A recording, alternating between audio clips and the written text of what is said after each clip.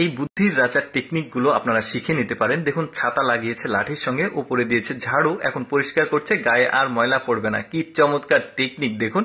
তারপরে দেখুন পেঁয়াজু বা পাকড় আমরা যেটাকে বলি, 6 লিটারের ওই বোতলের মধ্যে আটা বা উপকরণগুলো দিয়ে চাপ দিচ্ছে, এখন কিন্তু অটোমেটিক এগুলো হয়ে যাচ্ছে। দারুণ ব্রেন। তারপরে দেখুন গাছ গছালি বা ছোট চারা যেগুলো লাগানোর পর হাঁস মুরগি ঠুকিয়ে খেয়ে ফেলে, তো এভাবে 6 লিটারের সয়াবিন তেলের বোতল দিয়ে ঢেকে রাখবেন, এগুলো কিন্তু নিরাপদ থাকলো। তারপরে দেখুন হাঁস মুরগি বা পশু পাখি যেন এই ফসল ক্ষেত নষ্ট না করে, দারুণ একটা বুদ্ধি। বাতাস এটা ঘুরবে, ডিশে বাড়ি খাবে, শব্দ হবে, আর ডিস্টার্ব করবে না আর কি। তারপরে দেখুন কি চমৎকার এই লোকটার বুদ্ধি। দেখুন এই যে পাইপের মধ্যে দিয়ে ধানগুলো দিচ্ছে, নিচে এসে এই বস্তাটা লোড হচ্ছে, মানে ধান শুকানোর পর বস্তা লোড করার একটা চমৎকার বুদ্ধি। আর একটা টেকনিক আছে দেখুন, এভাবে একটা বালতি নিচের দিকে কেটে নিবেন। এখন দুইজন যেহেতু প্রয়োজন হয়, বস্তা একজন ধরার প্রয়োজন হয় আর একজনের ঢালার প্রয়োজন হয়, তবে একাই আপনি এই কাজটা করতে পারবেন। বালতির নিচে ফুটো করবেন, এভাবে ঢেলে দিবেন, তুলে নেবেন, বেশ চমৎকার।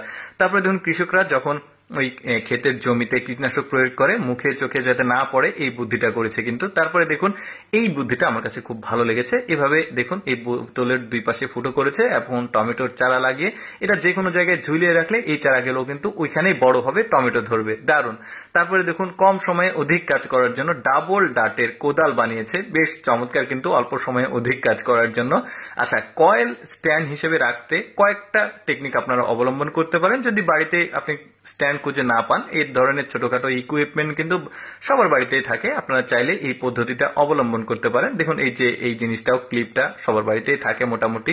তারপরে এই ধরনের একটা বক্সের মধ্যেও সুন্দরভাবে কয়েল চালিয়ে সেভ রাখতে পারেন, ময়লা হবে না নিচে।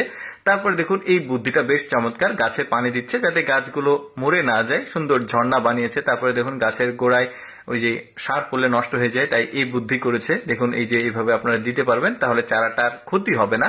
তারপরে দেখুন রসুন পেঁয়াজ হয়েছে 6 লিটারের সয়াবিন তেলের বোতলের উপরে, কি দারুণ। আচ্ছা, আরেকটা টেকনিক দেখাই। দেখুন আমরা অনেক সময় ওই যে ভুঁড়ি খেতে পছন্দ করি, নেহেরি ভুঁড়ি, তো সেটা পরিষ্কার করার একটা সহজ টেকনিক আছে। সবগুলো বোতল দিয়ে দেখুন এইভাবে আপনারা বেসিনে খুব সুন্দরভাবে বোতল কেটে দারুণভাবে ভুঁড়িগুলো পরিষ্কার করতে পারবেন। টেকনিকগুলো কিন্তু কাজে লাগার মতো। তারপর দেখুন এই যে একটা বোতলে পানি রেখেছে, তরকারি রান্না করার সময় পানিটা দিচ্ছে, টাইট করে দিলে মুখটা আবার বন্ধ হয়ে যাবে। তারপরে দেখুন এইভাবে কি চমৎকার ভাবে বালতি লোড করছে পানিতে।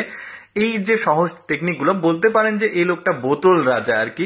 দারুণ বুদ্ধিগুলো, এটাও কিন্তু আমার কাছে বেশ জোস লেগেছে। ধরুন আপনার বাসায় ঝর্ণা নাই, আপনি কিন্তু এভাবে বোতলের নিচে ফুটো করে আপনি কাজ চালিয়ে নিতে পারেন আর কি। অল্টারনেটিভ বুদ্ধি, ইনস্ট্যান্ট ব্রেন যাকে বলে, বেশ চমৎকার। তারপরে হেলমেট বানিয়েছে 6 লিটারের সয়াবিন তেলের বোতল দিয়ে। তারপরে খড় কাটার সময় মুখ চোখে যেন ধুলো বালি বা খড় না লাগে, দারুণ বুদ্ধি। প্রতিটা বুদ্ধি কিন্তু ইউনিক ছিল। দর্শক কেমন লাগলো আজকের এই বুদ্ধি রাজার বুদ্ধিগুলো কমেন্ট করে জানাবেন।